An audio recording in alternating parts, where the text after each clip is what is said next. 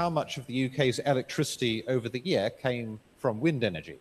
And that is, the numbers are increasing in time. So we start from about 20% in 2019, rising to, it was about 30% last year. There's actually something quite interesting in those numbers. So you can see in general it's increasing. We're building more and more wind farms. We've already seen the Hornsea 2 wind farm, which was one of the biggest wind farms that has been produced to date. And even bigger extensions are going on over the next few years on that particular farm. One of the other things that's really interesting, though, is that in the UK, like many countries in Western Europe, electricity demand for a while was dropping because a lot of industry moving overseas. Actually, 2024 to 2025 was the first time since about 1990 that the UK's electricity demand increased. And so, although it's still 30% of electricity generation, it's 30% of a bigger number. And that's one of the really important things in all these conversations we've got is how is electricity demand going to change in time as we build more data centers, as we move to having electric cars. We've just heard about transportation and electrification there, electrification of heating in the UK, cooling in other parts of the world. So there's a big change there. There are other changes as well. For a long time, wind turbines were built on land, and you can see these numbers are correct as of a couple of months ago. Almost 16 gigawatts of wind energy capacity onshore across about 9,000 turbines. So if you divide those two numbers, each onshore turbine is about 1.5 megawatts, which is quite big. But if you then look at the offshore capacity, so 16 gigawatts as well, but across just under 3,000 turbines. So the offshore turbines in the UK, on average, are about 5 megawatts each. The ones being installed at the moment are more like 14 megawatts per turbine. So the Hornsea 2 farm that you saw, those are 14 megawatt turbines. So there's been a big change in terms of the size of the turbines being installed, and that's increasing. This poses some interesting questions, and is what's going to motivate the rest of the talk. Because as we've moved forwards and we've built bigger and bigger turbines in bigger and bigger farms, we encounter new physical problems in terms of how do these turbines work together and their interactions with the wind resource. And just another picture to illustrate this change. So if I can point with the laser, the wind farm that you see in the top picture there, that is based in California. There's about 126 wind turbines in that picture. The floating turbine that you see in the bottom there, that's in the Mediterranean, and it's a single turbine, a floating turbine, and it just turns out that if we advance to there, they have almost the same capacity. So the 126 turbines built in the 1980s in California, that's about 10 megawatts. That single turbine floating is about 10 megawatts as well. Things have totally changed in terms of how we're developing this technology, and that is a really important challenge that we've got to think about when we try and improve our engineering models. So what am I going to talk about? Fluid mechanics is a really interesting problem. It's fundamentally described by the Navier-Stokes equations, but it's a really hard problem to solve because there's so many different physical and time scales that are involved. So we'll talk about rotors, then scale up to farms and some of the new problems that arise there. And then finally, I want to make a few comments about the regional scale problems that we have when we think about the overall energy system. And fundamentally, this is all about how do you scale up, both in terms of megawatts that we're producing, but also the physical size of these turbines. How do we improve the physical modeling of these systems to account for the new physics problems that we're encountering? And how do we reduce uncertainty so that we can reduce cost and deliver more reliable systems? And I mentioned tidal energy very briefly. I just want to introduce it again in a bit more detail. There's a lot of similarities between wind and tidal stream rotors in the sense that they're both rotating blades that we use to drive a generator and extract electricity. They're both subject to both steady loads and unsteady loads. Some of those unsteady loads may be stochastic, so they're things like turbulence, and that introduces challenges for fatigue loading, etc. But there are also deterministic unsteady loads. So that's things like a shear profile that the rotor has to operate through. There's a lot of similarities, and I'll talk about some of the similar modeling approaches that we use to try and understand these problems, but also some important differences that have opened interesting research questions in these areas. On the wind side, I'm mostly going to focus on that in terms of the context of very large wind farms, which is where we're working in the UK at the moment. On tidal stream devices, the challenge is more about just making these things survive, because there are a few examples that are in the water at the moment, but it is a much less developed technology. So just to talk a little bit more on the tidal side and sort of where those challenges come from, the figure in the middle that you can see there, that's a paper that we published a few years ago now, a review of some of the fluid mechanical challenges. And essentially, there's some real problems in going offshore. Number one, it's a very hard environment to measure anything because the seas can be very rough and corrosive. So how do you measure things? You go underwater, you can't look at it. You've got to use sensors, so that can be quite challenging. And then the way that the devices interact with what's going on around them as well are quite challenging. So we're doing lots of different work there. There's a lot of different types of devices that you might see if you were to look up this sort of thing on the internet.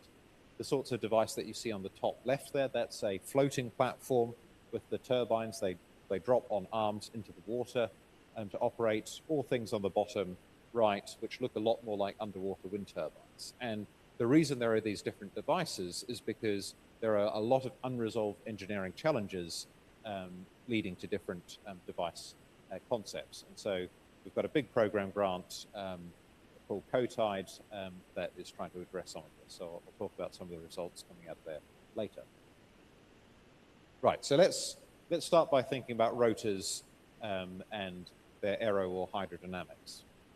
And one of the things that's very interesting to me, and what we've worked on for a long time in Oxford, is the idea that a turbine may operate very close to a seabed, neighboring turbines, and a sea surface. So you can see the image in the top right there. That is a little cartoon of what it might be like if you put a few turbines close together. But importantly, this is not only an underwater problem. We're actually starting to see this problem in wind energy as well. And that's one of the interesting connections in terms of the fundamental physics, and not just limited to being underwater or above water. So why is this an interesting issue?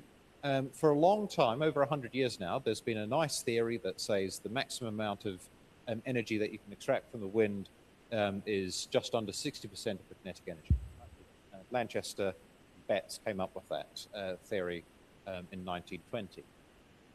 However, if you put the turbines very close together and they operate maybe near the seabed and the sea surface is not very far away, then the flow around the turbines changes, and so you get new limits. And the figure that you see on the bottom right there, that comes from a paper we published a few years ago now. N equals 1 is a limit that you get on the amount of power you can produce if you have turbines arrayed together very close, but nothing else around them. As we have more and more scales in the flow, so we might have collections of turbines with gaps in between them, then actually we can get more power. And there's a limit. We show that you can actually get up to 100% of the kinetic energy because you start changing the potential energy in the system as well. So you can ask the question, is this a good way of describing the energy availability? But this is quite important because we sort of established some theoretical basis for saying, well, how should we analyze the performance of rotors when you put them really close together? And that has set out some targets that we have for how do you try and design and operate turbines. So there's a lot of theory behind that. We can talk about it later if people are interested. But I think it's quite nice to start from a very theoretical basis to then motivate some of the later work I'll show you on actually can you design turbines to do this stuff. What fundamentally is going on is thinking about wakes. And this is one of the really interesting problems, I think, in this area, that we spend a lot of time talking about how does a turbine operate, but then very quickly you've got to go from looking at the turbine itself to what's going on behind it. And what's going on, this figure that you can see here is quite technical, but essentially what we're looking at is how does the pressure in the flow vary as you go past the turbine. So on the left-hand side of that figure, that's really far upstream. As the flow slows down, the static pressure in the fluid starts to rise as you approach the turbine. There's a drop across the turbine as we remove energy from the flow, and then the wake is a region in which that pressure is recovering and the flow is slowing down.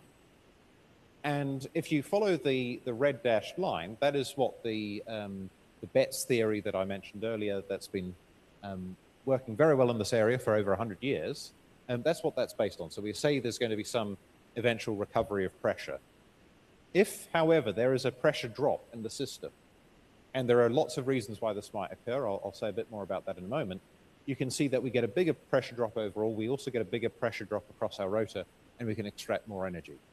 And this is really important if we want to think about the force that acts on our turbines, so the loads that we've got to survive, but also the maximum amount of power that you might get. So why might this happen? There might be, as we've just mentioned, ways that you can put the turbines close together to try and deliberately encourage this. But also what we're increasingly seeing in the really, really large wind farms that we get being deployed in the North Sea, these wind farms, they might be tens of kilometers in dimension with 10, 15 rows of turbines. There is going to be a change in pressure in the atmosphere over that sort of distance. And the fact that you've imposed this really big thrust force on the flow. So actually you get pressure drops across the entire farm, which go and affect the wakes of the turbines, which then affect the power that you're getting. So what we're seeing is that you need to go from thinking not just about the wind speed, but also about how is pressure varying around your wind farm to get a better estimate of the yield that you might get. This is all theory, so can we try and achieve this with real turbines? So to do that, we go and think about, let's try and simulate this. And there's lots of different methods that you might use. What we've got plotted here on the bottom is something about the numerical resolution that you might need in your simulation. The vertical axis there is the application that you might achieve. So you might initially think about, let's resolve all the fluid mechanics on the blades. That's incredibly expensive. You need many, many cells across the blade chord and then going up the blade length. So you might be, if you're lucky, resolving one rotor with a very expensive simulation. We zoom out a bit, and one of the methods that we use a lot in Oxford is this thing called the actuator line method. So rather than representing the blades discretely, we say, let's distribute the force along a line. We'll rotate that line, and so we get some of the unsteady fluid mechanics. That's very important. We still need a lot of resolution in these models in order to capture the distribution of force along the rotor, but we can start putting small numbers of rotors together. If we zoom out even further, there are actuator disk methods, which have been quite popular for a long time. They're very good at capturing in the overall effect of the wind turbines or tidal turbines onto the flow and capturing some of the time average wake behavior. But for unsteady flow physics, they don't capture what we need. So I'm going to show you a little bit about the actuator line method, which will then be the method that we use for some of the results I present in a moment. But the key is that these are capturing some of the unsteady flow physics that we get without the cost of representing the blade boundary layer that you have at the really high resolution blade resolving simulations. So in the actuator line method, you've got a few different steps. One is to sample the flow that the turbine is operating in, and we've done quite a lot of work on that. That's what the plot on the right there is. Different methods for sampling the flow and how they, if you go along from left to right, how many time steps you need as the rotor rotates. We sample the flow field. We then smear a force. Well, we calculate a force, and then we smear it onto the flow field. And that's using blade element theory. So we look at how does an aerofoil perform and put that onto the flow.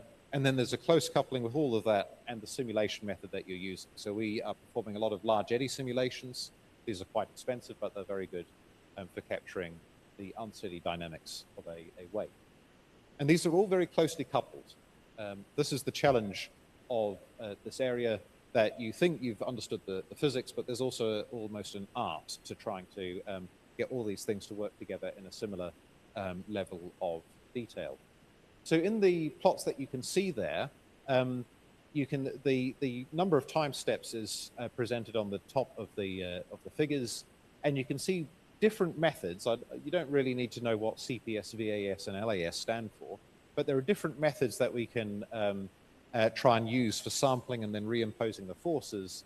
If we have an insufficient number of time steps, then you can see we get these sort of lines forming in our solution.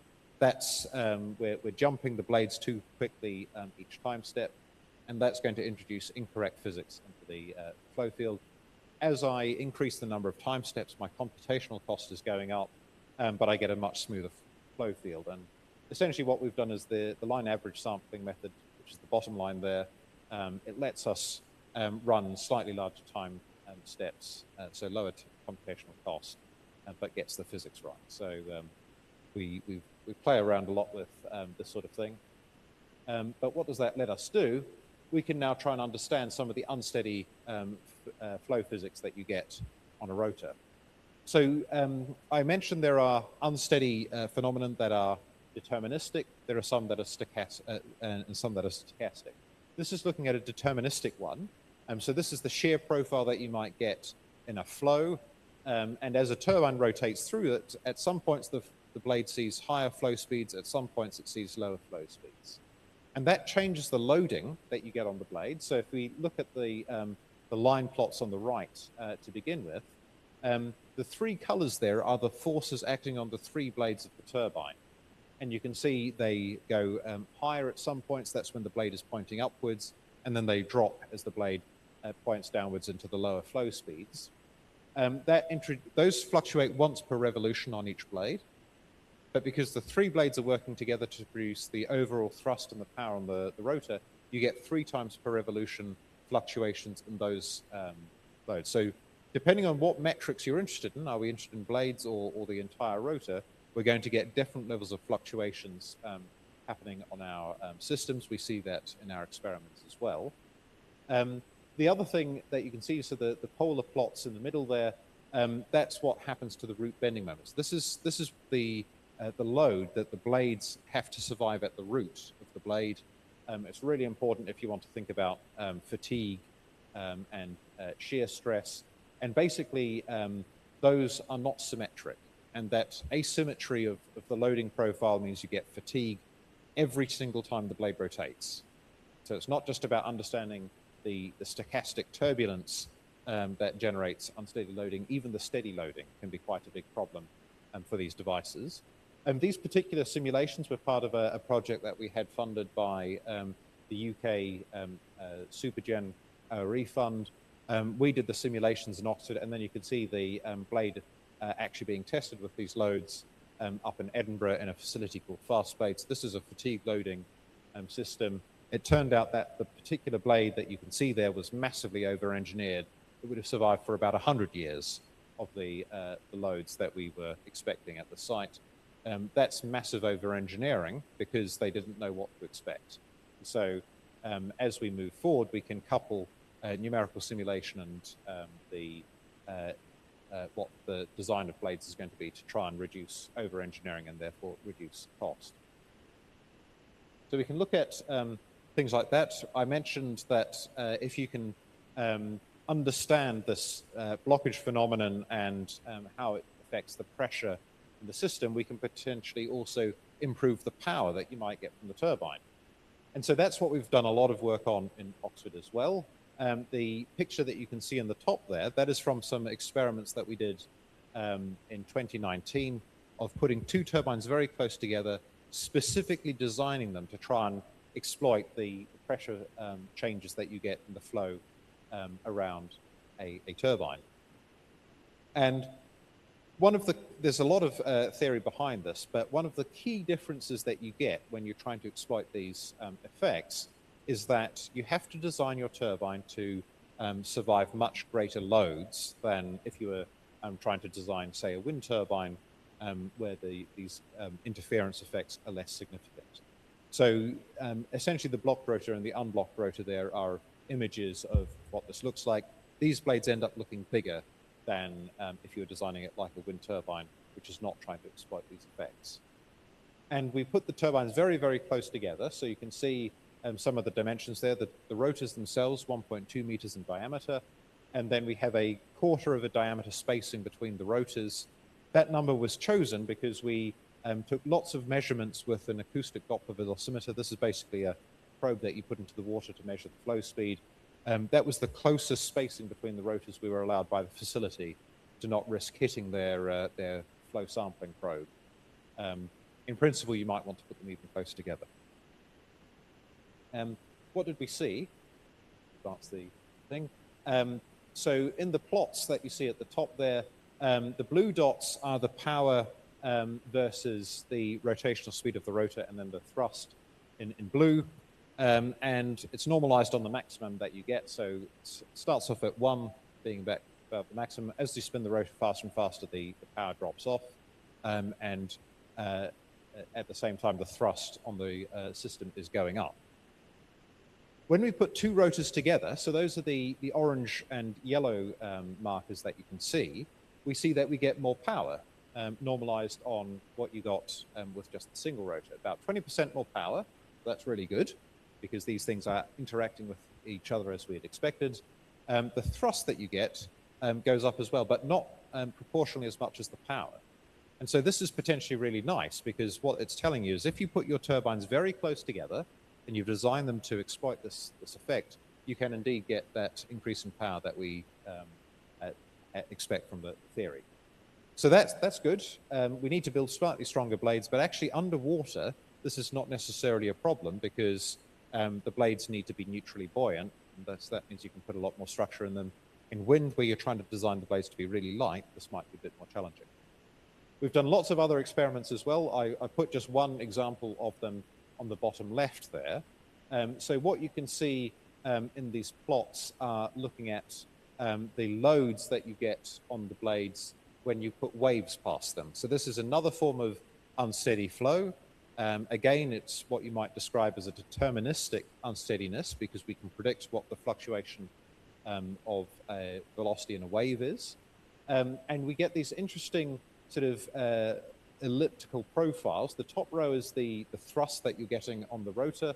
The bottom row is the power. And you can see it's going around in a circle as a function of the rotational speed, the flow speed that you're encountering. And the size of those ellipses depends on essentially how big your waves are. So we've got lots of different frequency waves that we tested, lots of different amplitudes. And the orientation of those ellipses is actually really important for thinking about when do the loads on the rotor peak versus when do the loads on the blades peak, and so on. So there's a lot more data behind that. But one of the interesting things that we see there is that we start to get phase differences happening between peak thrust and peak power. So you can see those ellipses are slightly different angles to each other. And that's quite important, again, when we're trying to predict fatigue loading on these devices for their survivability. So again, I can say a lot more about that if people are interested, but it's an example of the sort of data that we can capture. We've also been doing some bigger rotor tests. So the video that you can see here is a 1.6 meter diameter rotor that we've been testing in the UK. Again, going past waves. And the thing that's interesting about this rotor is it's got about 100 strain gauges embedded inside the blades, which is giving the sort of data that we can see in the bottom here. And why is this interesting? Well, one of the really big problems that we have in our simulations is how do you validate models? There's not really that much data available. So this is a big exercise that we're leading at Oxford with a number of partner universities to generate benchmarking data for lots of experiments. You can see the waves going past. We've got lots of different wave frequencies, waves going towards the rotor, waves coming behind the rotor, to try and understand what's going on. If if you look at the website at the bottom there, the tidal turbine benchmark website, this data is all publicly available. So people can reproduce it in simulations, use it for validation, etc. I will go beyond that and stop the noise. So lots of work on rotor scale flow physics, and as I said, there's this sort of connection into unsteadiness and steady behavior. Let's zoom out a bit and go into the wake now. So we've talked about the rotor itself. The whole point about the changes in loading that you get are related to what happens in the wake. So what can we do with the actuator line simulations I was telling you about before? We can capture lots of complicated physics that goes on in a wake. Predicting the wake is really important because as this breaks down, that then affects the energy available to a downstream turbine. And then you sort of imagine, and the next one, and the next one as we build larger and larger farms. But again, this is a problem of how do you balance the computational cost of what is going on and the methods that we're using to represent the flow. So what we have is the same rotor here, and we're just changing the number of cells that we have in our mesh. So we refine the mesh further and further as we go down, and you can see we're getting more and more physics. Well, whether it's physics or numerical noise is an interesting question, but we see a lot more structure in the wakes. You can see the number of cells in these meshes on the right-hand side there. So going from 3 million, that's quite cheap, to almost 200 million cells in that bottom simulation. And so some of these things get really, really expensive. Now, this is all in very low turbulence flows. Actually, as you introduce free stream turbulence, the breakdown happens more quickly, and you can actually save yourself a bit of computational cost. But we're doing a lot of work to try and understand this breakdown process, because then that allows you to better predict what another turbine is going to see behind it, and therefore the overall energy that you might get from a large wind farm. There are interactions side by side. So we talked about putting rotors close together to improve their power. This also impacts the overall wake that you get. But importantly, it's not just about the physical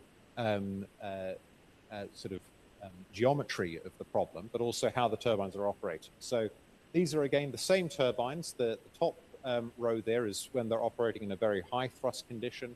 You can see some blue area there. That's a very slow moving flow speed in the wake of the turbines. The flow really is accelerating around the outside of these turbines, and the wake persists for quite a long time.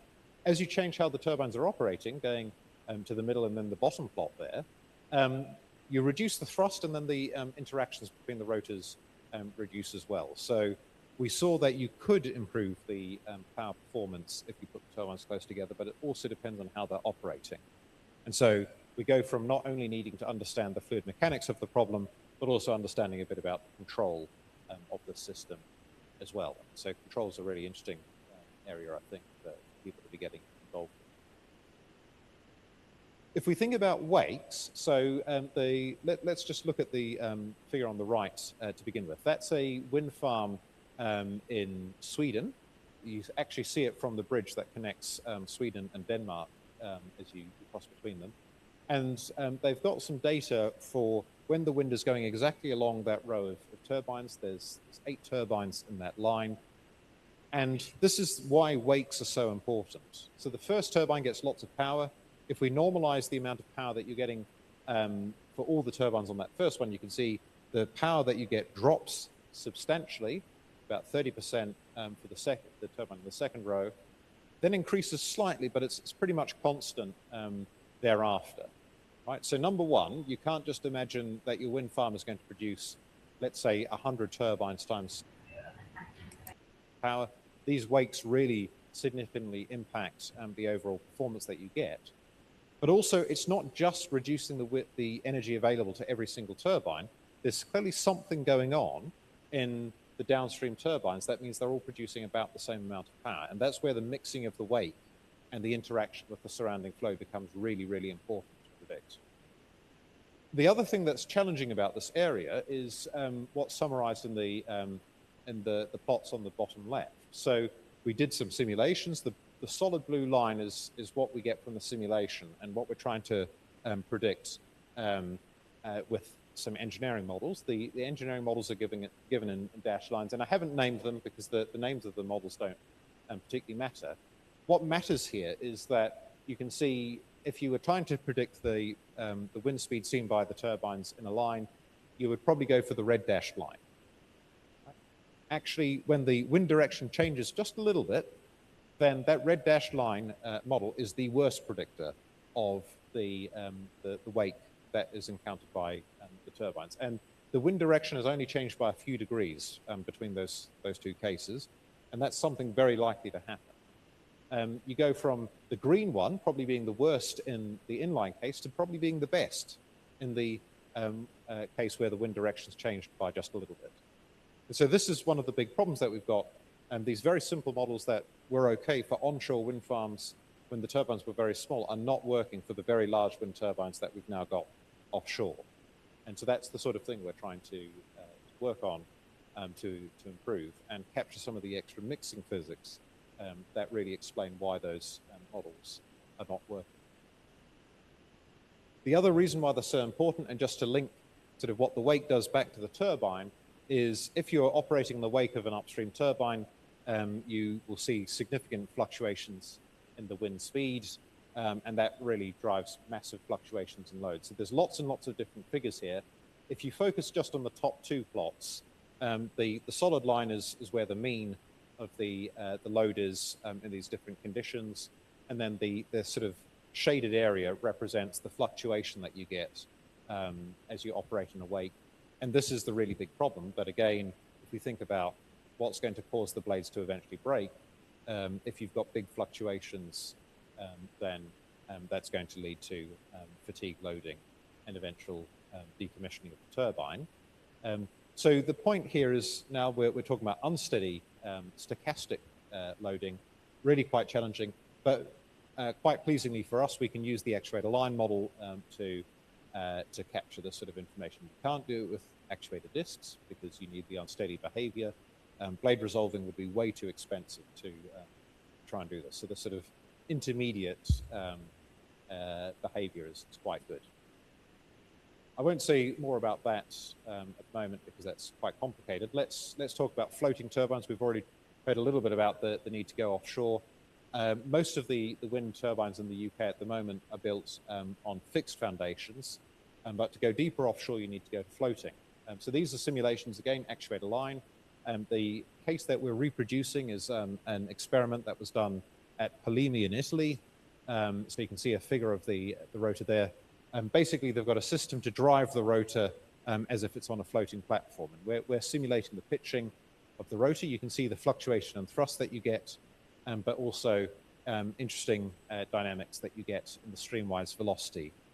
And one of the things that's quite interesting about this is that as the turbine starts moving, it introduces additional unsteady behavior that changes the wake dynamics. In some cases, it causes the wake to break down more quickly, and that's really good. In some cases, it establishes some very large-scale structures that then persist for a really long way. And so this sort of competition, let's say, between does the wake breakdown happen more quickly, or do you get these coherent structures that last for a long time and affect what the next turbine would see? So let's zoom out a little bit more, going from wakes of individual turbines to entire farms.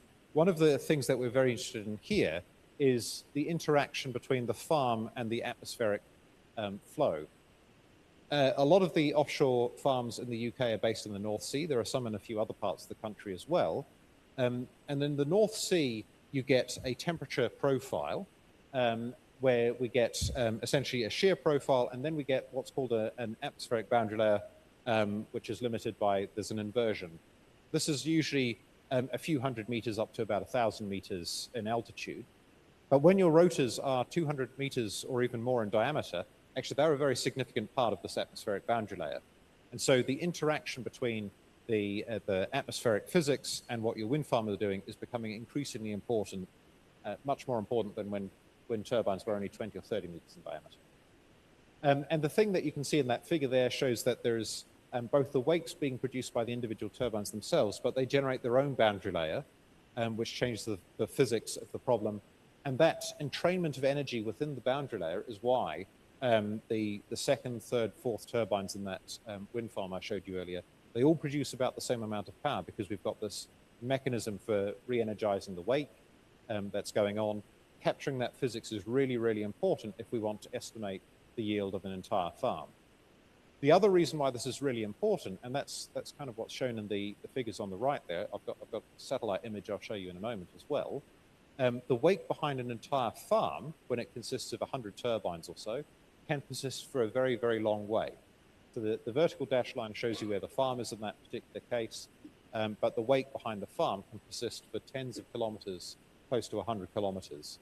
And that matters when you're putting another wind farm nearby. So hopefully you can see it in this figure here. If you focus on the figure on the right, so this is a satellite photo from one of the EU data sets called Copernicus.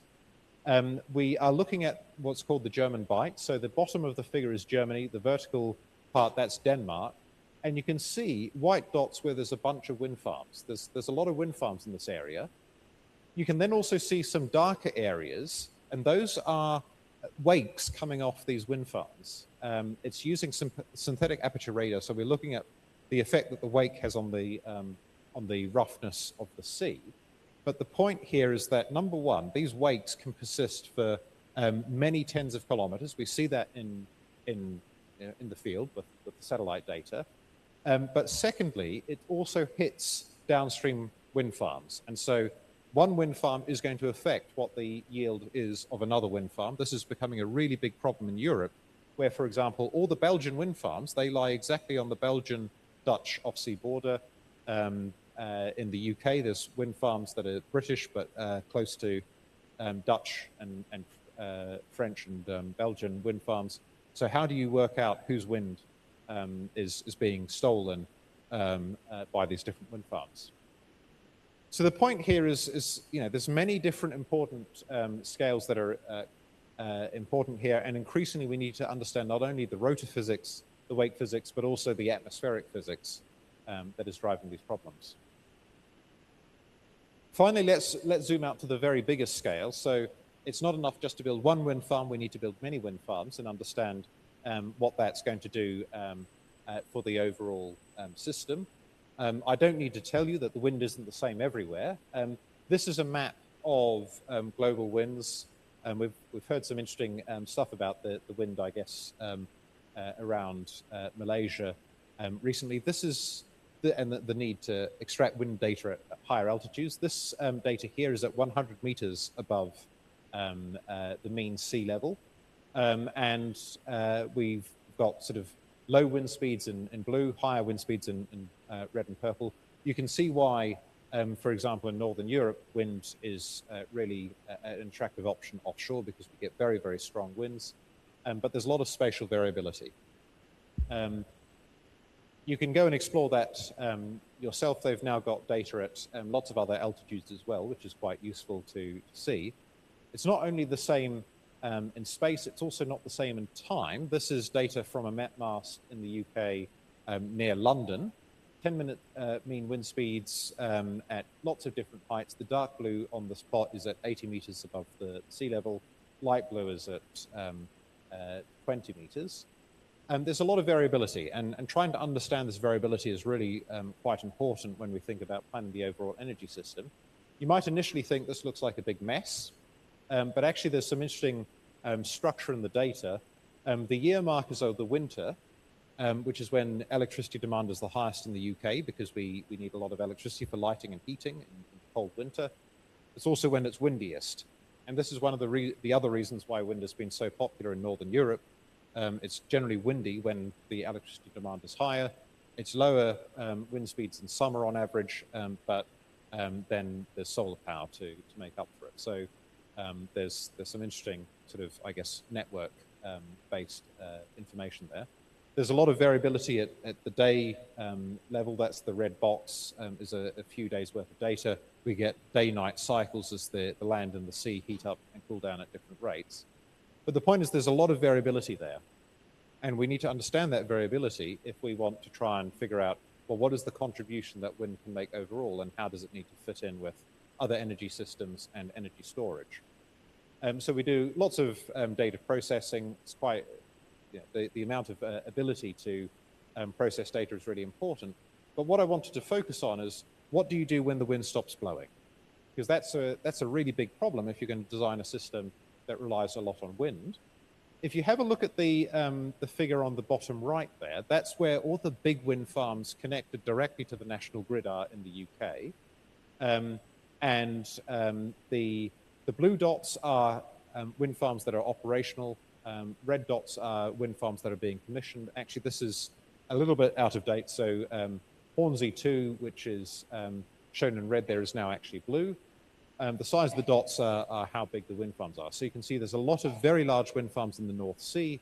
There's also some big wind farms up in Scotland. But what you can see just by looking at that is that a lot of our wind farms are basically in the same place. And they're in these places because the top figure there, that's the average wind speed that you get at these sites. And particularly the offshore ones, it's very red. They're very high wind speeds on average over the year. So it's a good place to put your wind farms. Slightly lower wind speeds in Scotland, but that's balanced by the fact that it's onshore, so it's easier to build the turbines there. However, sometimes we get long periods where there's no wind. The plot that you can see on the bottom left there, that's data from the UK electricity grid, looking at the wind production at a point early 2021, where you can see we go from a capacity factor, so how much of the wind fleet was operating, close to 80%. It drops down for almost 2 weeks to very close to zero. There's a little spike in the middle. Actually trying to work out, is that statistically significant or not? It's quite a hard question. But 2 weeks of almost no wind in winter is a really, really big problem for the UK because there's no solar energy. So how do you back that up? Do you have some sort of long-term energy storage system? Do you rely on imports from neighboring countries? If it's not windy in the UK, it's probably not windy in most of the UK's neighbors. So everyone's having energy stress there. And so one of the things we're really interested in is trying to understand this sort of variability problem and what do you do about it. If we look at what the wind speeds were doing in that period, so that's the plot that you've got on the bottom there, that is the average wind speed over this period that we're looking at. You can see basically all of the big wind farms in the black dots are covered by blue color, meaning low wind speed, but it's not low wind speed everywhere.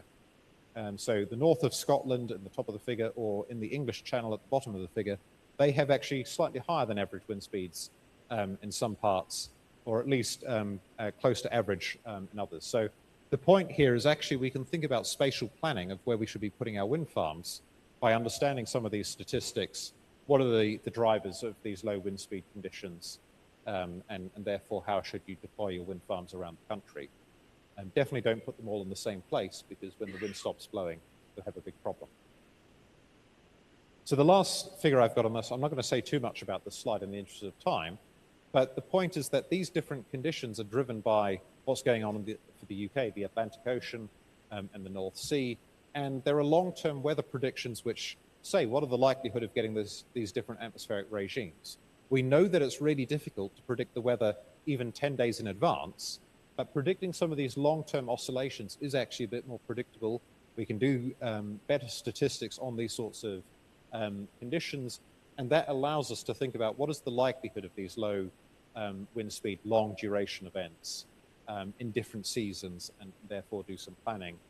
You can also see these different conditions typically are associated with wind speeds being higher in certain places and lower in others. And so again, you can think about, should you be trying to prioritize the development of wind farms in certain areas according to the likelihood of these conditions to boost the resilience of the energy system. So I guess the message here is really that it's not only a question about the fluid mechanics at the rotor and the wind farm scale, but also thinking about how is the resource being driven by what goes on in the atmosphere and what provides our weather, and how that's going to change over time as the climate warms up. So I'll just wrap up, and then we can do some questions. rather than leaving you with conclusions, I thought I'd leave you with some challenges that I think are quite interesting. One is the problem of scale. And so how do we scale up technology, both physically, in terms of building bigger rotors and building bigger farms, to meet the challenges that are given to us by our obligations in 2050? And importantly, what new problems does this bring? So we've seen these interactions with the atmosphere, et cetera, become more important as we've built lots and lots of these very large offshore wind farms. There's new physics problems that are coming up all the time there. There's issues around uncertainty. So it's very difficult to try and finance these developments without a confident estimate of how much energy you're expecting to generate over the lifetime of the farm.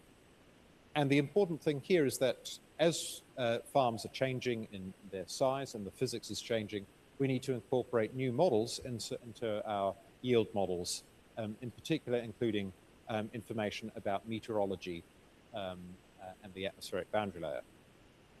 And then finally, resilience, both in terms of how do you make sure that you've got a system that's going to survive, and so that's understanding the loads that are stochastic and deterministic on the system, but also at a wider scale, how do you make sure that your energy system is going to work when there's no wind? So don't rely on just one technology. How do we have a portfolio of technologies that will be reliable? And in particular, how do we survive really extreme events? Extreme might be really high wind speeds and big storms, or also low wind speeds and periods where you're not producing any energy. And then finally, just to give a scale of the problem, I include something from the Wind Energy Council there of just quite how much we've got to build between now and 2050. And you can see we're only really at the start of the problem. So there's, I think, a really exciting opportunity here to get involved and do lots of really interesting engineering. So I'll wrap it up there. Just a few quick thanks to the rest of the research group. You can see that's when we're doing the experiments you saw the video of. And we've had lots of funding from UKRI, which has helped finance this work. So with that, I'll leave it there and open the floor for questions.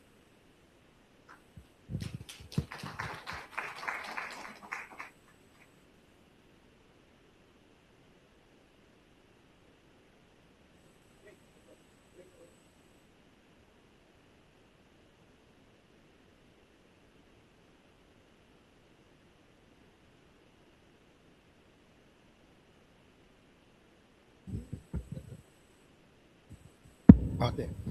So you have this wake problem. Wake is just wingtip vortices trailing down. So the solution, I don't know. Is it that you use different diameter rotors? Is it a solution?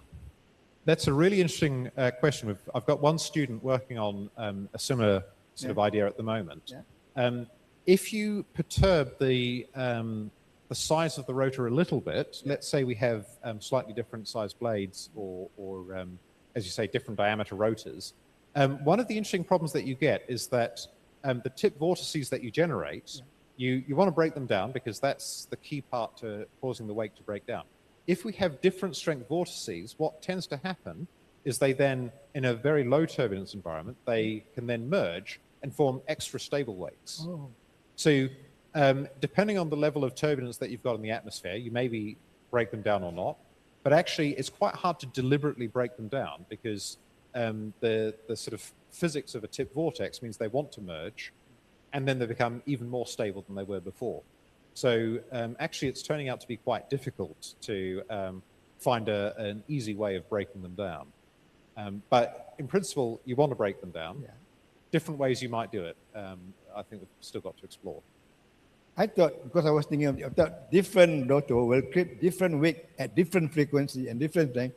They might interact and they cancel each other out because one have high the peak at this one and the other at the low peak.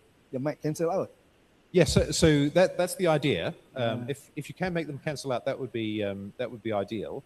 But yeah, it's not. It doesn't always behave as you'd expect. Sometimes you get the vortices merging and then it becomes more stable rather than less stable. And the other one, when you mentioned about the wake in the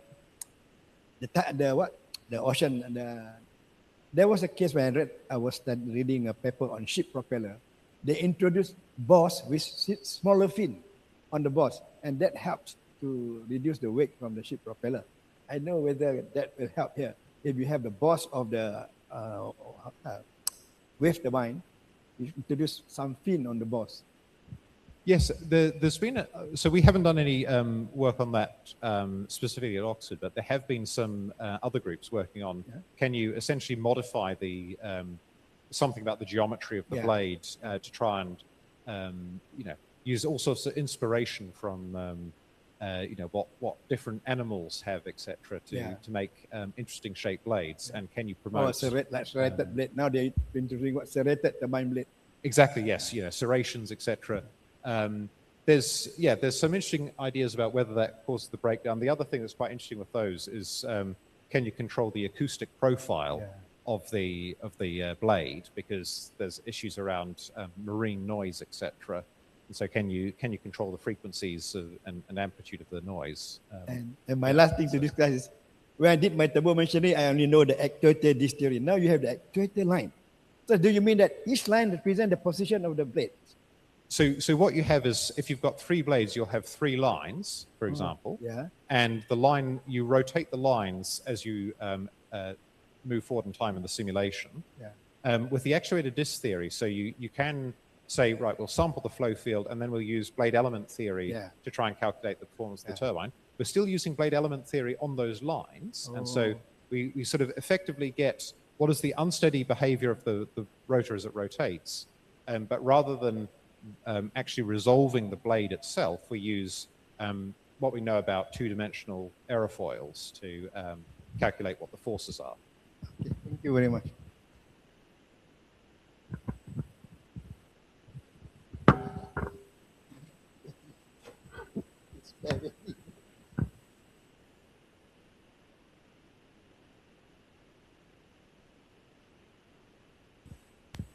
Morning, Doctor. Thank you very much for a very interesting talk about the latest about tidal and wind. Okay, I think I didn't introduce earlier. My name is Adrian Shazain. I'm a career naval architect, but now a mature student, a PhD candidate. I'm working on wave, but I can relate to what you explained about the tip vortices. Just to ask, you considered side by side, but not tandem. That's right. Yeah. So we've done side-by-side rotors. Right, tandem, I assume, are you thinking one behind the other? Okay. Just to share some knowledge and experience from another line, because I'm very much in marine. We have what we call contra-rotating propellers, where we recover the energy from the first propeller to the second propeller. Of course, there's variation in pitch, and I do not know how you can relate to the blade area ratio. So there could be some variance between the 2 propellers. So the same could be applied, and this could help in your energy recovery. The second thing is also relating to propellers, because I work with Spanish propeller designers. They have what we call a CLT, contractable and loaded tip propellers, where the tip of the blade is like what you have with your winglets on the aeroplanes. So it reduces the vortices. It's just have you considered all this in your research? Yeah, so we haven't done the contra-rotating devices. There is one company which has proposed contra-rotating tidal turbines, but I'm not aware if they've sort of where they are in terms of the development of the technologies.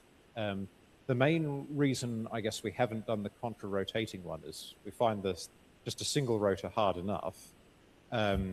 The challenge that you would have with trying to simulate a contra-rotating turbine is you get so much unsteadiness off the upstream turbine that the downstream rotor will then, it'll be really hard to simulate, because the actuator line methods, etc., they implicitly sort of smooth out the flow a bit when you calculate what the forces would be. So to really get the unsteady dynamics would be very complicated. And so I guess we've just sort of said, we'll deal with that one later. The winglets is a very interesting idea. I haven't said too much about the experiments that we do in Oxford itself, but we've done a lot of 3D printing of blades for testing in a small facility we've got in Oxford. And one of the interesting questions is, indeed, can you use some sort of winglets to control the strength of the tip vortex and its breakdown? So yeah, we're working on that one. One of the things I find quite interesting with this is it's, number one, not very clear. Should the winglet go forwards or backwards or both directions? There isn't an obvious answer to that. The other thing that's been quite interesting is, so in an aircraft wing, the winglet is basically always coming in at the same angle to the flow, and so you don't get sort of massive loading on it. Whereas in the tidal turbine case, it's got quite a significant angle of attack on it, and as you change the operating condition of the turbine, that angle of attack changes quite a lot. So the loading that you get is quite high, which may, I guess if you can engineer the system to deal with that, that might be okay. But it's certainly become, I guess, more of an interesting question about, do you accept that trade-off between the less strong tip vortex in the wake versus the increased loading on your rotor? So yeah, it's an area we're very interested in. So you're doing some studies. I think there's it's definitely a good area to research, because there's a lot of questions that are still open on how should you do it, and what is the advantage. Okay, thank you, Professor.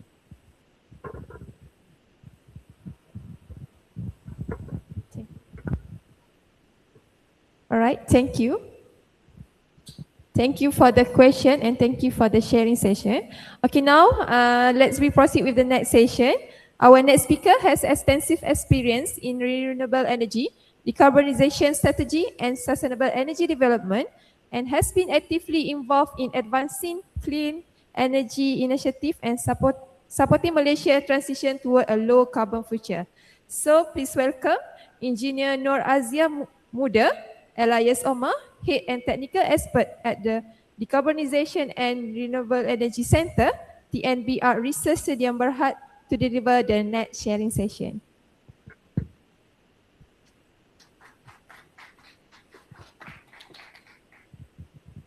Bismillahirrahmanirrahim. Thank you very much, Ms. Atika. It's 12:03. I'm supposed to stop at 12, but I tried to make the session as interesting as possible because I was so fascinated with Dr. Christopher's presentation just now. I think my presentation session, if you look at the topic, is beyond renewable power. I think as the first opening remarks by the first speaker in the morning, they asked you guys to close the eyes and imagine something, right? So the second speaker, Dr. Simuddin, also would like us to imagine something. And I also would like to iterate, would like to you guys take a second to imagine something. You can choose whether to decide to close your eyes or not, okay? Imagine what happened is if whatever that Dr. Simuddin was sharing and Dr. Christopher's sharings are become realistic. What happened when renewable become too successful and too powerful? What happened when the sun shining so brightly and you can harness full energy, and the wind breathing, claiming harness me, and the wave are also day and night pumping the energy. That's what happened when the renewable energy is already in the grid. But the limitation is the grid. What happened when there are lots of renewable energy, but you have to curtail the renewable energy because the grid is not ready? Because the move of renewable energy, the source, is so fast that today in universities, a lot of research institutions and industries are looking forward, and even government also putting a lot of target on renewable energy. There are also the other things that need to be coupled together, which is the readiness on how are you going to take the renewable energy that you can harness. So my topic for today is beyond renewable power, green hydrogen and CO2 utilization pathways towards net zero 2050. So I don't want to take so much of your time. There are two things only I would like to share with you guys today.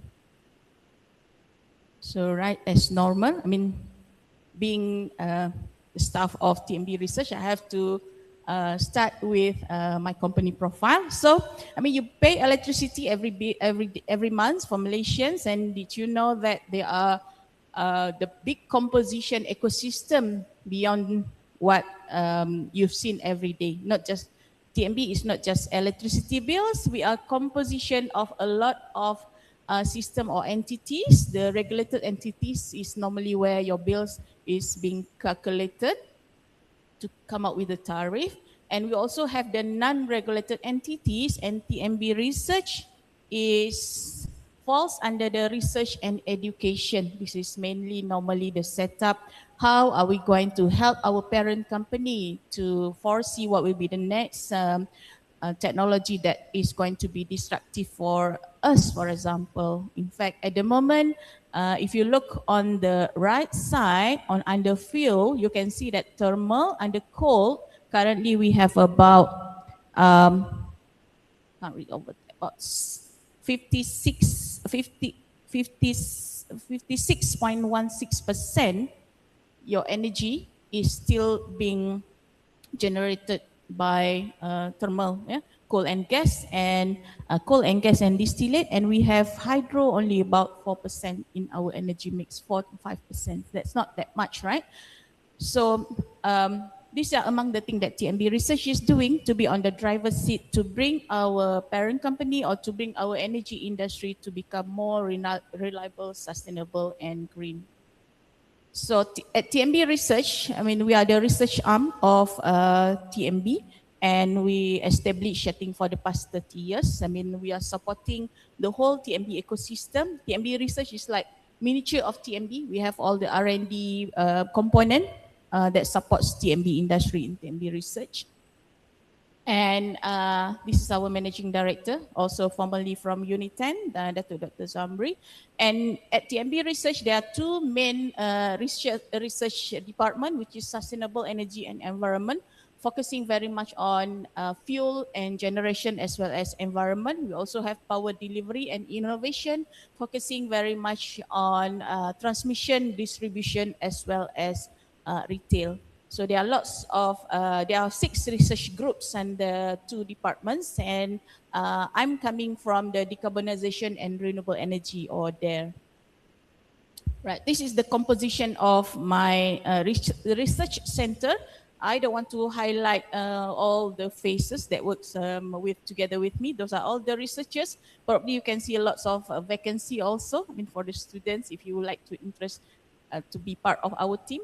And I would like to show here is this units or section of program that I have under my research center. The first one is energy storage, renewable energy, focusing on wind and solar. Also have carbon management, focusing on CCUS, carbon footprint and something related. Also have hydrogen technology and also bioenergy. Right, so back on TMB energy transition journey. Okay, back in 2026, TMB has started our energy transition journey, and we have a target. By 2016, we have our first target at 2025, our first checkpoint, in which at 2025 we would like to have RE target of 8.3 gigawatt.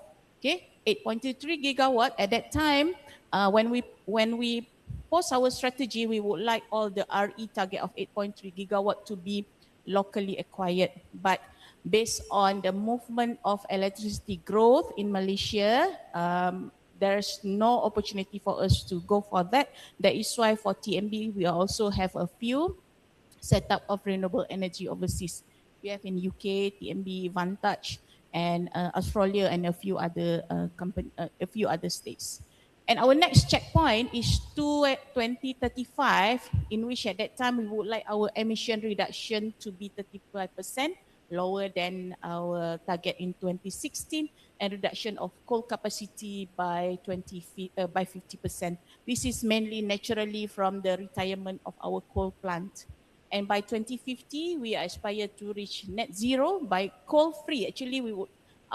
Our coal, I mean, if you see Dr. Asimuddin presentation in the morning, by 2039, there will be no more coal-fired power plant, because TMB also intend to accelerate the retirement of our coal plant. Right. So, in terms of TMB carbon emission intensity reduction strategy, actually, in order for TMB to reach our net zero target, reduction is not our only initiative. We also have a few other initiatives that is not related with the presentation today. So I just would like to show on the TMB carbon emission intensity in terms of our strategy. So we have about 19% to reduce from our coal-fired power plant, and 30% through carbon capture technology, and 5% on offsetting carbon. So that's on our carbon management strategy from our thermal power plant, from our mainly existing plant. And we also have 46% strategy on the renewable energy expansion, mainly solar actually, but we also have some wind profile overseas, and for local about 36% and another 10% from international projects. So apart from TMB, our net zero strategies, we are also bounded to initiative by National Energy Transition Roadmap, which is NETR. I think in our previous speakers, they're also highlighting on some part of meeting NETR target. And for the energy that was highlighted, the area that was highlighted under NETR, it can be simplified into 6, which is energy efficiency, renewable energy, hydrogen, bioenergy, green mobility, as well as CCUS. But if you look at the whole NETR document, there are another about 60 other initiatives that was iterated more detail. So you look at the triangle over there, those are the energy trilemma. I think for those energy players, the trilemma is very important for us, because while you would like to make your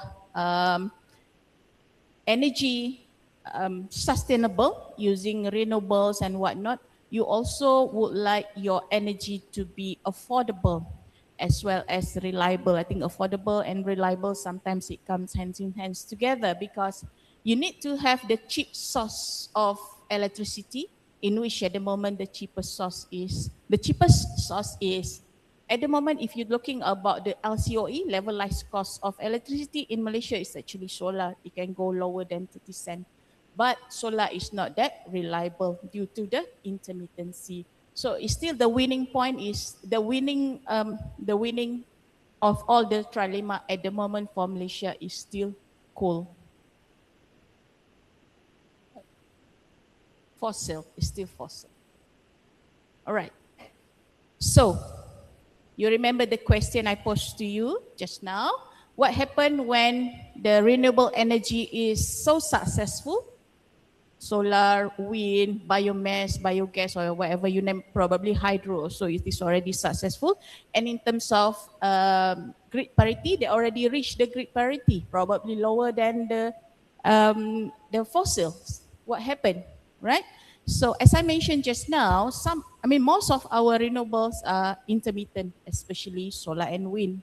So sometimes when the wind, for example, at night, there are lots of, the profile showing that at night, normally you are able to harness most of the wind energy. But those are also when the grid is, that there's no demand for it and you have to curtail, right? So people may be asking, why not battery? Why not integrate your renewable and solar with battery? I think probably if you don't know the answer, battery at the moment, the price is not that attractive yet. And also battery normally designed is for short duration, even though there are also grid scale battery, but normally what available in the market and within something that we can afford, if it been translated into tariff, it is still not that attractive economically. The first question, probably why not grid? Why not integrate your intermittency with a battery? Second is, why not build a new grid? a more bigger, resilient, and can take up my readiness of wind, my readiness of solar, for example? The answer is time taken to build grid is not fast. Normally it takes decades, 10 years, 5 years, land approvals, or the other investment is also very high. And solar, the intermittency curtailment is today. The grid is probably in 10 years' time. So it is mismatch. So one of the best solution, not one of the best solution, one of the solutions is turning your excess power to X. We call it X in here. So in this slide, I try to show the initiative that TMB Research is currently exploring, turning or converting your electron to molecules by converting your excess power or any renewable source to hydrogen. Because I think in the netter, hydrogen is also one of the things that we need to explore. And hydrogen is also probably going to be the intermediate solution of solving grid curtailment, renewable energy curtailment. But the second solution, one solution doesn't answer all questions. So what happened when I have a lot of excess power from RE and I have hydrogen, right? So in Malaysia or in a lot of countries also, the ecosystem of utilizing hydrogen is still developing. Hydrogen price, especially green hydrogen, is also not that attractive yet.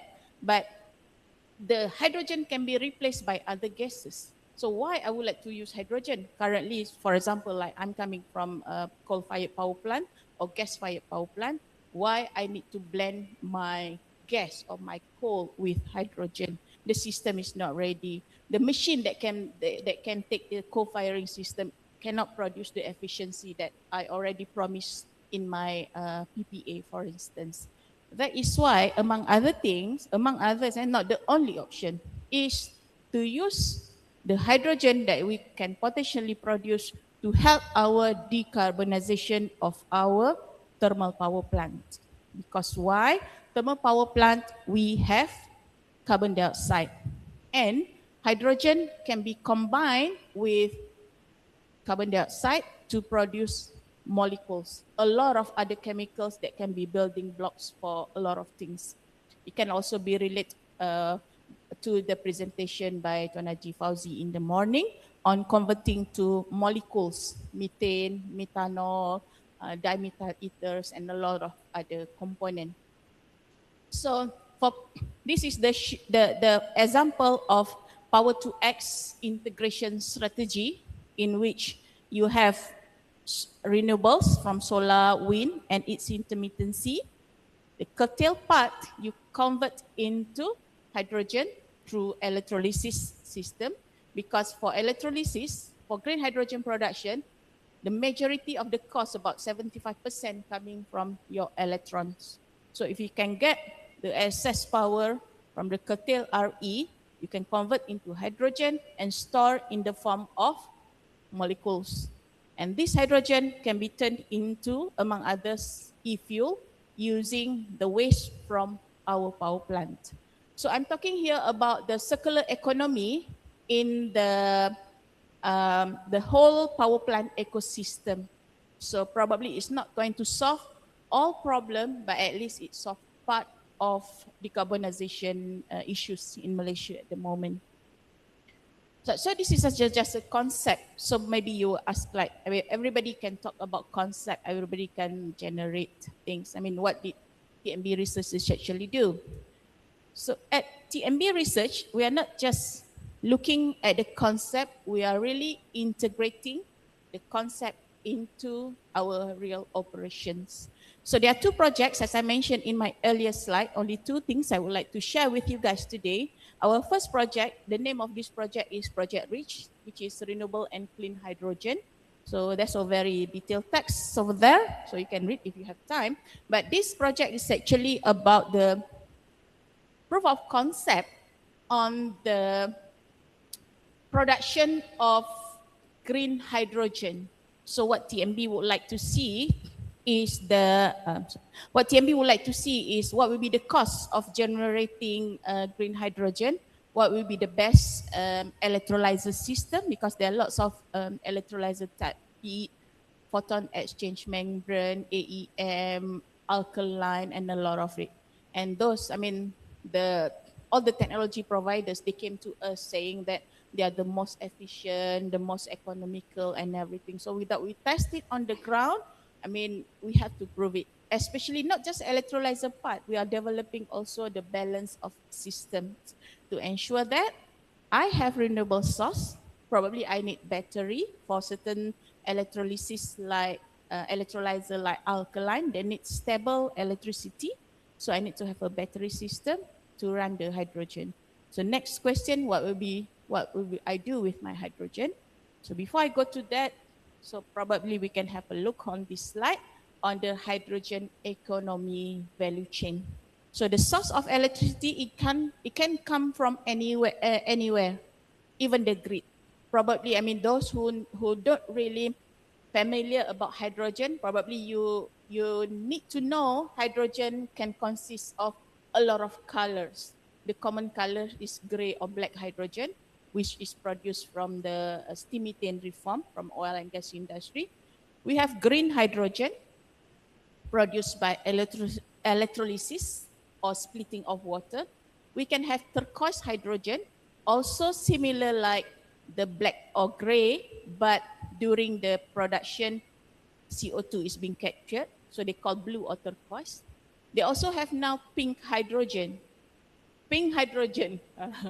So this is a new term probably. Pink hydrogen is the production of hydrogen also through electrolysis, but your source of electricity is coming from nuclear. So they call it pink hydrogen. The latest one, I would like to introduce a newest color, which is gold hydrogen. So probably you can, I think when I shared my presentation on hydrogen, this is normally the take home point that people always can remember easily. Gold hydrogen is the natural hydrogen as is on the ground.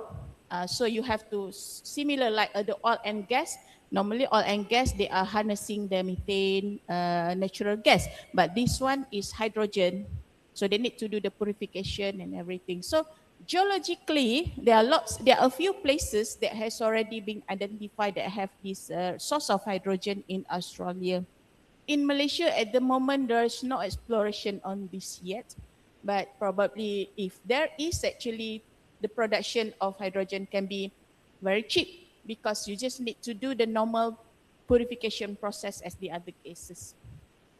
So that's the source and the application of hydrogen. If you talk about power industry, we can do portable power generation, stationary. It's just like fuel cells and everything. I don't want to go detail on that. So this is what I mentioned, the green hydrogen production.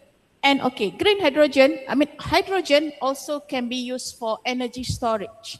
Hydrogen energy storage, the good thing about hydrogen energy storage, even though it's in the middle one, even though the graph is so small, but you can see the hydrogen is the purple one.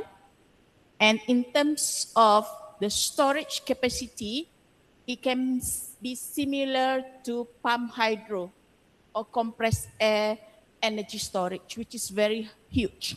So it's about can support the grid. And in terms of discharge also, it can be as fast as battery. So it falls under the category of huge storage and system discharge capacity fast. So that's also among other, rather than you store electricity you store the curtail renewable energy in the battery, you can also convert to hydrogen if cost is cheap and convert the storage in the form of molecules. So it's even better actually, because when you store in the battery, the degradation is there. If you store in the form of gas, it looks like there's no degradation unless it's leakage. So, right. So this is a rich project concept. So we have solar installed on the rooftop of our power plant, parking lot, bumbung, all the roof of our power plant in Port Dickson, Negeri Sembilan, is Jimah East Power Plant. And we have battery, and we have two types of electrolyzer that we tested here, alkaline and PEM. We have another electrolyzers which is AEM, anions exchange, test elsewhere because the system cannot take up the three size. And our current application of our hydrogen is for generator cooling. Actually, because that is the low-hanging application that is available over there. And we also have the balance of the hydrogen that we produce, apart from generator cooling, we use for our second project, which I'm going to show you after this. So, right, this is just roughly the concept if you want to see in a more interactive or in a more fancy diagram. So we have about 500 kilowatt peak of solar on the rooftop capacity and 1,000 kilowatt hour or 1 megawatt hour of battery energy storage and electrolyzer capacity of about 220 kilowatt. And we produce hydrogen about, I think, about 10 ton per year, something like that for our applications. So, seeing is believing. This is our actual site running at the moment. So we have solar PV covering all the rooftops and battery energy storage system, inverter for our solar, and we have a hydrogen production system and balance of a system, and water treatment for our hydrogen because, yeah, they are quite sensitive actually, these electrolyzers. And we have PEM electrolyzer, and I don't have a photo of the alkaline stack over there. And we have all those blast wall to cover for our hydrogen storage.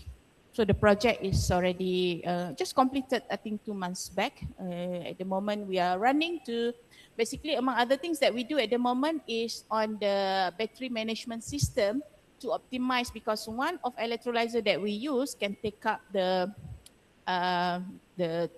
intermittency, PEM. It is very less sensitive to intermittency, and the other one alkaline. So at the moment, my researchers is looking on the optimization in terms of our solar and battery system. Right. So that's on hydrogen. So I mentioned just now, majority of hydrogen will be used for generator cooling. The balance will be used for this Project Dragon. So what is Project Dragon? So I'm going to show you how fancy the CO2 utilization. It sounds like dessert. So what sounded like dessert? It's actually dragon fruit, right? This is not the dragon that breathing fire, but it's actually dragon fruit.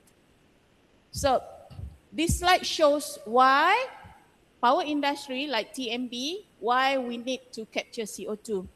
Because CCUS or carbon capture is the only technology, I repeat, that can clean up the CO2 emission to reach the decarbonization. Even I do solar or wind, even though renewable is so successful, we are still emitting from our thermal. Or later in the future, probably we have bioenergy, we're still emitting, and non-solar or wind or the other renewable can solve the CO2 that already emitted. So people say like TMB, we do a lot of sin. Our sins are carbon dioxide. And the CCUS is the only cara, a way to clean our sin that we already committed. Right. So these are the value chain of CCUS. So at the moment in Malaysia, it is still very fragmented. Even the storage of CO2, it is still in the process of a lot of things. I mean, I don't want to go further detail. The government is looking in terms of a lot of policy on it. And in Malaysia, good things that the CCUS bill is already in place last year. A lot of roadmaps and initiative will be in the next coming years. So as the energy industry, and also probably if Mr. Fauzi is still here, our industry has always been seen as easy target on any policy, something to do with a CO2 emission. So what we do is actually to explore the way of reducing our carbon dioxide. So there are lots of approaches, and this Project Dragon is actually one of the proof of concept in capturing our CO2.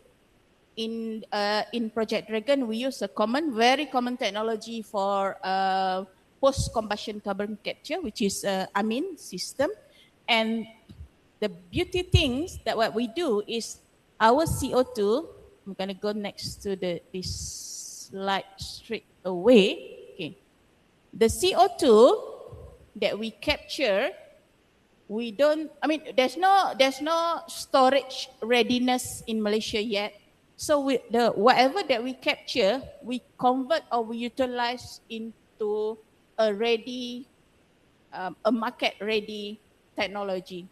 Among others is we feed our CO2 to microalgae cultivation, and that microalgae biomass, we work together with the Department of Fisheries Malaysia to feed the anak-anak udang baby for aquaculture use. And we also work together with another industries in the formation of sustainable aviation fuel. Even though, it sounds very ambitious because I'm going to need tonnage of biomass in order for me to get the crude, CAO, crude oil, something. But if TMB or any power plant or any CO2 emitter were to roll out all the algae cultivation at their site, we are able to get that because it is a very simple setup. Just have algae biomass, algae cultivation part in yours. And that CO2, the second one, is also being fed into our greenhouse. I'm going to show this slide. Seeing is believing. This is TMB Research Greenhouse where we grow chili, dragon fruit, corn, and we used to plant a lot of other vegetables as well, because we found that, the normal CO2 at the ambient, we are breathing right now, is about 400 ppm, 400 parts per million. And plants actually can take up more CO2 and they can produce more yield. So based on we work together with Japan in this project. In Japan, they planted cucumber, and the yield of cucumber, they can have about 4 times better than the one without the CO2 elevated plantation. So this system will be replicated also in Jima. So in Jima, this one is at TMBR system, ready complete. And this is the algae that I mentioned just now. We have the algae cultivation. The top one is the one that we planted in, the one that we developed in TMB Jana Manjung, the largest coal-fired power plant in Malaysia. The bottom one is the development at TMB Research. So we have, this project has been going on for many, many years. So if you look at this diagram again, right? So rather than going to biological path in which the CO2 being fed to our algae and crops, we also have another pathway, the bottom one, which is the hydrogenation pathway.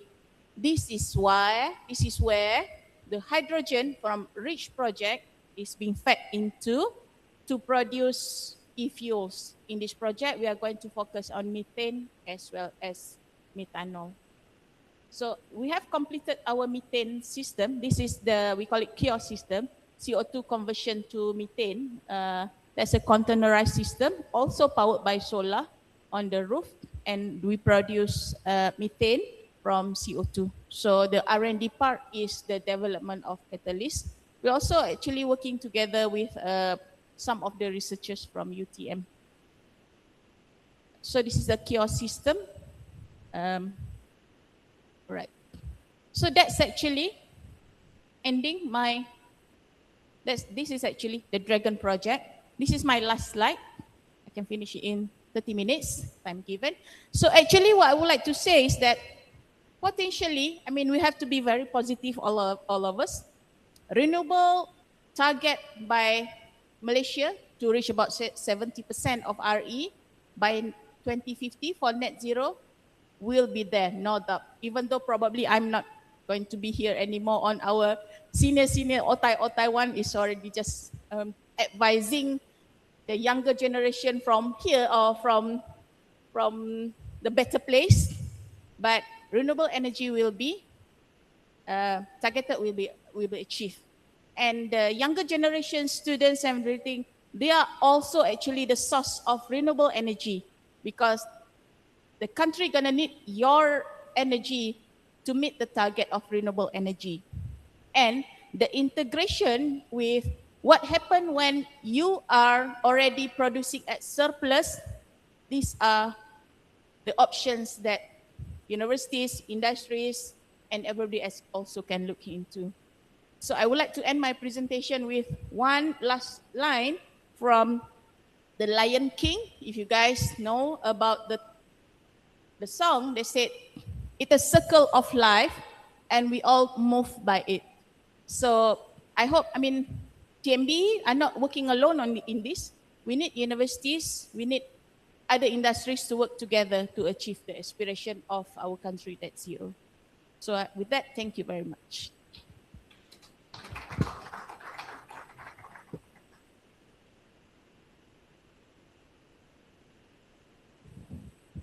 There are questions from the floor?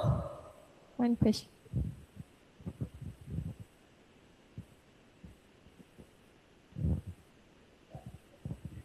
LN, not TNB. I was working in Station Jana Kosra Tuanku Jaafar. Tuanku Jaafar. All right. I think you used Jimah because there's no space around. No more space. Okay. Betul. You talk about using hydrogen to cool generators. I was working with a problem with Kenya Hydro. They have a problem with generator cooling there. And because they're growing up, algae start growing in the cooling tube. Have they convert to hydrogen cooling now? I have to check, to be honest with you, the detail on it. But as far as I'm concerned, the newer plant, thermal especially, all their generator cooling at the moment they are using hydrogen. For hydro, because I'm very much working on the thermal, so I need to check and probably get back to you. Then the other thing, when you say there was a gentleman in Rambau, a German gentleman. He married a local girl, Dr. Nur Hayati. He converted all their vehicles to hydrogen fuel. His wife commute from Rambau to Mimos, Damansara, every day using water. Tak ada air, karang. And I visited his lab, but really enclosed, secret there lah. And then the only thing that is the problem there, you need an extra radiator because hydrogen can generate a lot of heat to the atmosphere. Yep. So he can only use, at that time he used a proton arena, to put that extra radiator for the car. Without that, the engine gets too hot. So this thing, using hydrogen as fuel, that will contribute to atmospheric warming. Has a TMV look into it? You are talking about the use of hydrogen in the car, but probably the system, I mean, to convert back the hydrogen into electricity, they're probably using fuel cell rather than electrolyzer. Yes, you need a cooling system. And I'm not sure, probably, I mean, he MacGyvering the car, turning into his use. But these days, the hydrogen transportation or hydrogen vehicle is already here. And in fact, I think Toyota, they're not just like, I think for the past 3-4 years, they work together with MOSTI. They provide us, I think if I'm not mistaken, 3 Toyota Mirai. Toyota Mirai is hydrogen, what do we call it? Hydrogen car. And in Malaysia, there's also a company, also that they are really focusing on the development of hydrogen refueling station, because hydrogen need to be pumped in at around 700 bar. So that's very high pressure. And Sarawak, they are very advanced on this. They already have a few hydrogen buses, but only one refueling station. But if you go to China, hydrogen, what do we call it? Hydrogen refueling station is everywhere because a lot of their buses is already powered by hydrogen. Because why hydrogen compared to EV? Hydrogen, they can store more energy density is higher. Energy density is not higher, but they can store hydrogen, and for they call it longer transportation. Charging your refilling sama similar like your apa kalau I think in the past few years kita ada natural gas car. I mean they are subsidized for that and everything. But now if you look, I mean the movement in the hydrogen transportation, it is very much for a longer transportation, heavy vehicles like barge, trucks and everything. In Malaysia, in terms of that movement, when we involve in HETR, there's also planning or roadmaps into that. It's just that at the moment, there's no point of having the charging station is there if you're still unable to produce green hydrogen at the affordable cost. If you're still using black or gray hydrogen, the decarbonization effort is not answering the solution. One short question. Boleh. Okay, Assalamualaikum. When I visited the OTEC Center in Saga University, they have a big OTEC plant, and one of the research that they're doing is actually how to transfer, because OTEC plants, the good ones are normally very far, so they are trying to see how you can store the hydrogen and bring to shore. Of course, using pipeline, store the energy, from OTEC, electricity to dry land, and as you know, will be a lot of losses and so on. So one of the research that they're doing is converting hydrogen into hydrides, making it solid. I'm not sure whether you are doing something about that as well. I mean, you're looking into that. Yeah. I mean, the REACH project, the next phase is on the transport and storage of hydrogen. Among other technology, among other approach that we look is also on storing at the solid magnesium hydride. We have, if you familiar about, there's one company from China. They've been signing MOU with a lot of industries in Malaysia. Hydratsia, the name of the company. So they've been selling their magnesium hydride storage. In fact, they lend their 1 megawatt hydrogen storage system to Sarawak Energy. So they already pump in the hydrogen in there. Now I think that ship is moving to Vietnam and a few other places and back to Singapore, I think probably at the end of this month, to show there's no loss in terms of storage. But the cost is still a question for industry to adopt that. But storing in the form of hydride, this is very useful for transportation. Yep. Even if like company like TMB, even if we were to produce hydrogen for immediate application, it is not for internal use because our system of industry are not ready to take up hydrogen. So it will be to export to probably countries like Japan or Korea. And it has to be in the form of the most economic and there's no loss. So yeah, we are also exploring on that. And OTEC, I think, is a very good example. If you can harness OTEC to transmit the electron, the loss probably not making sense. But if you produce hydrogen on site where OTEC source is, and you transmit, you transport molecules rather than electron, that will be super. Yep. Okay. Thank you.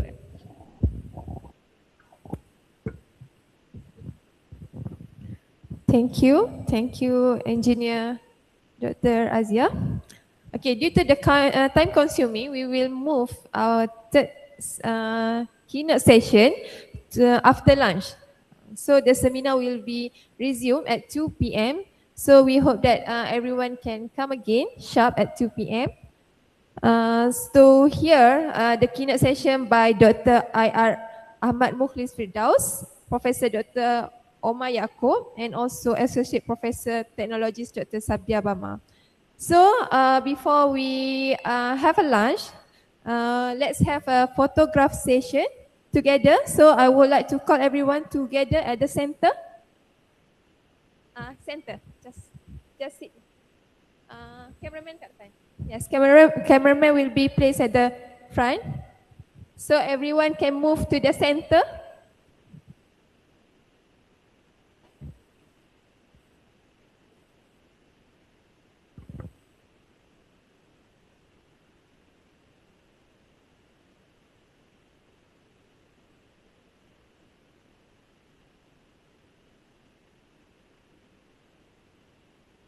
Assalamualaikum warahmatullahi wabarakatuh. Welcome back, ladies and gentlemen. We hope that everyone had a pleasant lunch break. So we will continue with the keynote session 3. So I would like to introduce our next keynote speaker, which is Dr. Engineer Ahmad Mukhli Firdaus from Institut Teknologi Bandung, Sipil dan Lingkungan, Institut Teknologi Bandung.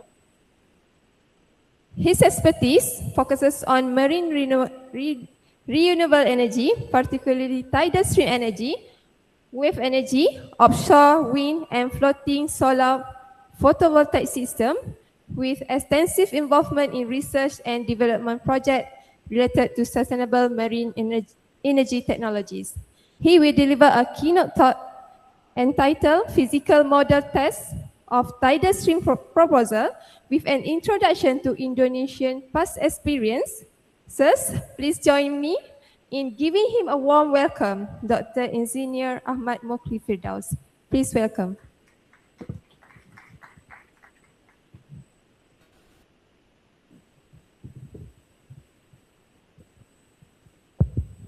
Okay, thank you very much for the warm welcome. I know it's just after lunch. Normally we just feel sleepy, and I hope I'll not make you even further sleep in this room. Actually, yeah. Basically, my talk about our experiences doing the physical models in our laboratory. So most of the results has come from my students. I haven't done any correction yet to the result. So, but since Dr. Asif asked me to put more on the renewables, because it's not just about the tidal energy in this room, so I put some of the work that we have done on the other field of renewable energy. So the ETB experiences, I expanded because tomorrow we supposedly have a workshop together. Some of the material I move it to today's session. So this is the marine renewable energy. I have to move faster in order to make not you fall asleep. So first one, as mentioned before, in ITB, we define the marine renewable energy into 3 technology like this. So we do tidal stream energy conversions, tidal barrages, wave energy conversions, OTEC. Maybe we're going to have sessions today, but OTEC as well. So offshore wind energy conversions and floating PV for inland and the nearshore area. So this is the past experiences before I leave to my PhD in Oxford. I did some of this development actually. So based on my research in ITB, so we got funded by one of the research agency in one of Indonesian government's agency. We developed this turbine. But later on I'll show the result of this one. So this is our new turbine development with the new measurement device. I'll talk later on about this. We're using more load cells, IMU. We built in-house all the measurement device in order to reduce the cost actually. So later on I'll show the result as well. Okay, this is the other experiences we have. So after coming back from my PhD, and then so this is one of subsidiary company of PLN. They get funded to us in order to understand the resources in the Larantuka. And then I think at the time, because Atlantis want to install the turbine, but basically it's more like a consultancy project rather than research project at the time, because they don't want us to publish anything, and then they just give result directly to them. Okay, this is the sum of glance of the result. So they want to put 3 turbines in that area, 1.5 megawatt, which is the biggest turbines for that's been produced by Atlantis, and then they try to negotiate with the PLN what's the cost, the tariff that they want to implement, because Indonesia is quite different. We don't have a floating tariff. We go with the what is negotiated tariff. So only one tariff, and for the long, as long as possible in the PPA terms actually.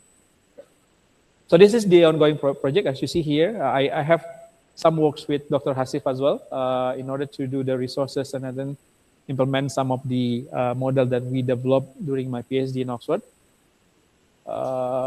And then for the wave energy conversions, it's also similar. So there is, it's like one company. I think this is a sister company from the Korean company. They got Innovate UK funding from the UK government, but the condition is they have to install it in Indonesia. It's quite fun, really. And then we have this wave energy conversion. So the technology is very interesting. As you see, is on your top right hand side. To do this. Yeah, it's like you have the concept of technology. They use some of these devices, and we try to redo the modeling for their technology, and then to try to understand the type of the wave that we have in the interested area for the wave energy conversion. So we have done the project. I think they also want us just to report to them because this is commercial issues with that technology actually. And then so this is our quite recent activities. We have some PhD students doing the research on this floating PV. We have a facility in ITB.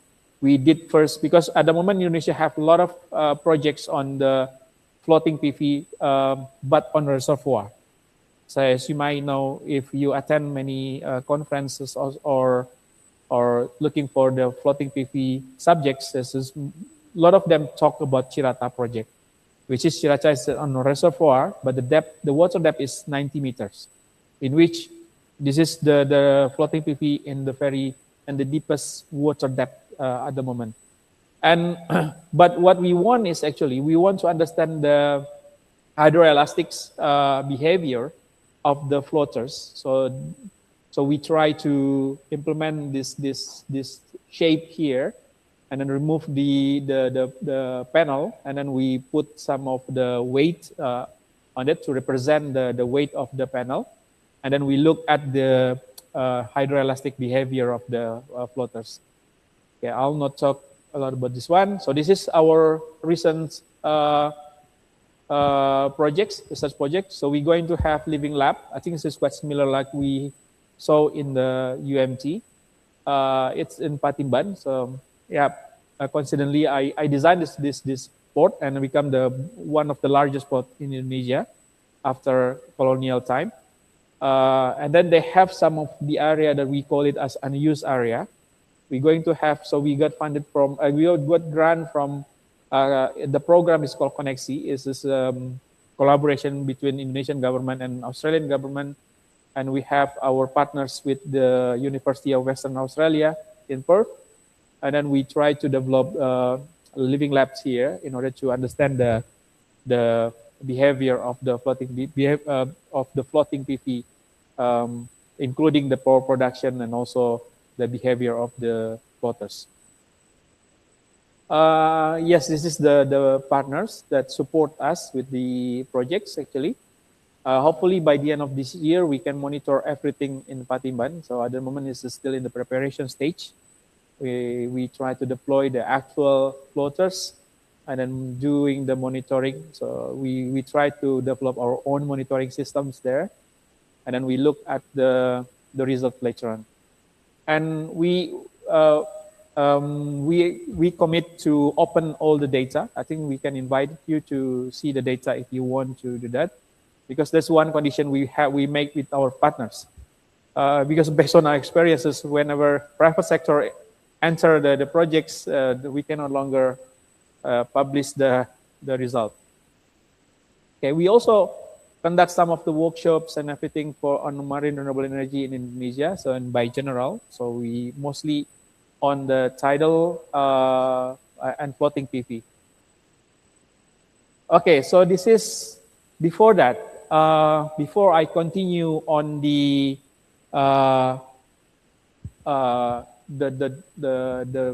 physical models. So this is the maps of Indonesia. So since we are neighbor, maybe you're quite familiar with the maps.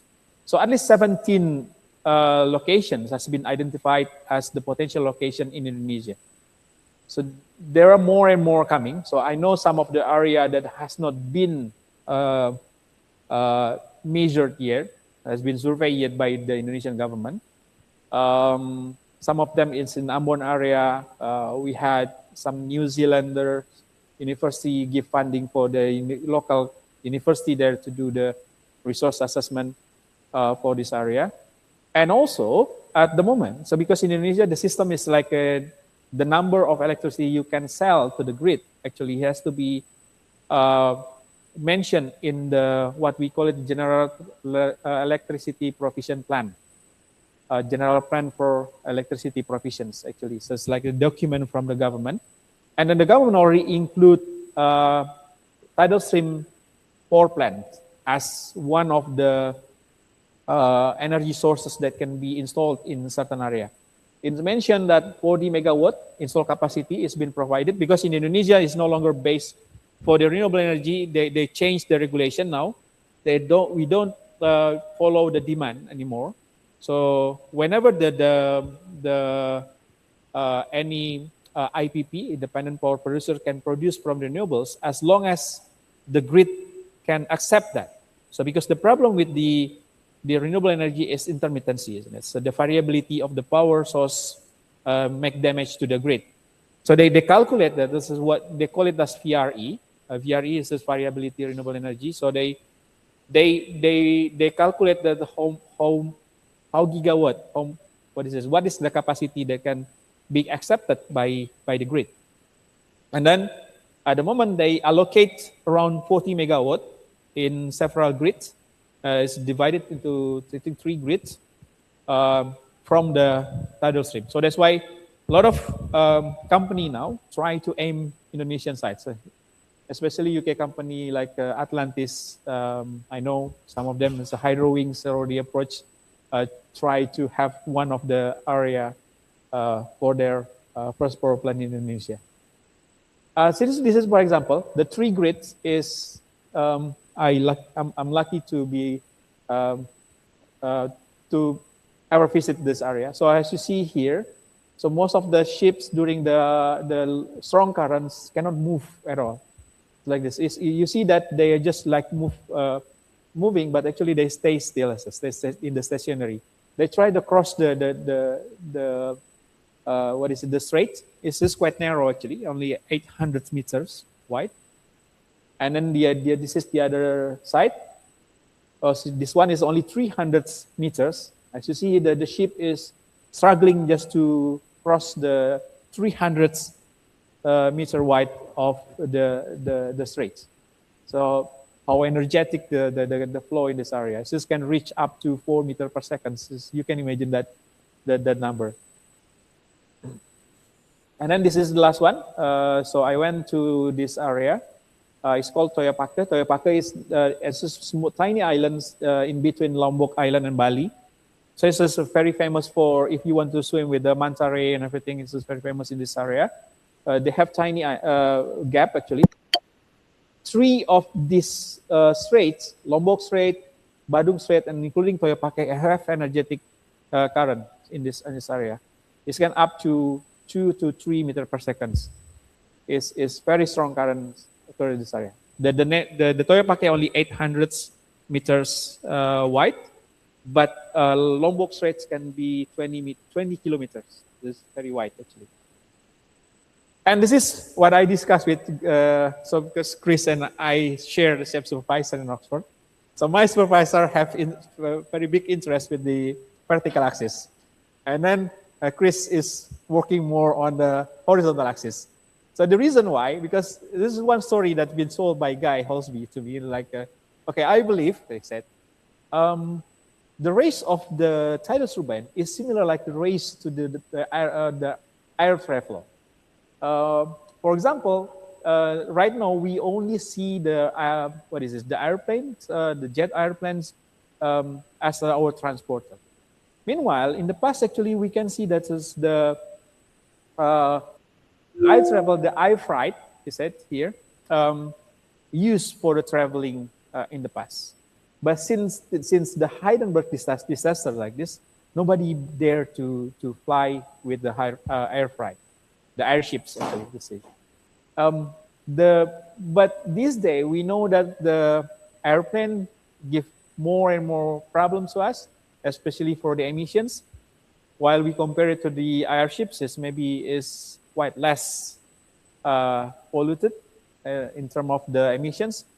So it's also similar. If you look at this graph in your top right-hand side, you can see that this day the wind turbine is already converged to same type of technology. This is a horizontal axis, 3 blades of rotors, and then even the twist maybe is quite similar. Most of the turbine that you see as the picture in your below sides on the right side of the slides actually is like is everywhere now. So we don't see the horizontal axis for the wind turbine. The reason is simple, because the CP is give you the what is one of the highest CP, but at the same time the torque and the thrust is not that high as well compared to the other ones. And also the TSR is also low in order to reduce the conflict between the bird migration and other flying mammals.